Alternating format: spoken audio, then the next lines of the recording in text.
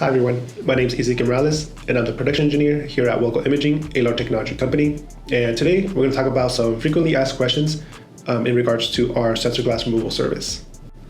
Some of the major reasons why sensor glass is removed is you want to get rid of reflection from the light hitting the sensor and then that light bouncing off the sensor and hitting the glass and then once again going back into the sensor. That causes a blurry image and it can sometimes cause some haloing. And if we remove that glass, then there's no reflection, especially in applications that involve lasers. Another common reason is you would like to install a bandpass filter. So we go ahead and remove the original glass on the sensor, and then we go ahead and install that filter that you want to use. UV light and near infrared light is another common reason why you want to remove the glass off the sensor, because when that glass is removed, the light can definitely reach all the way to the sensor with no interference.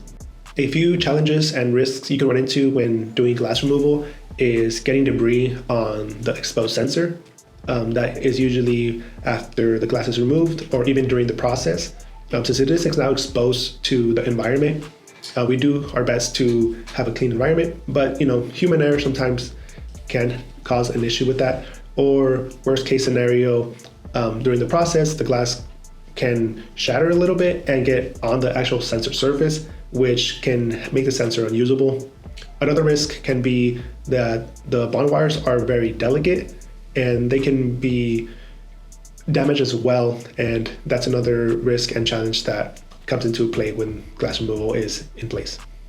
Besides the risk and challenges, as mentioned before, a negative reason to sensor glass removal is now the sensor is fully exposed to the elements in your environment, whether that be if you have the camera outside, any little dust, particles, flying around the air can actually stick to the sensor surface and they will show on your image when capturing acquisitions.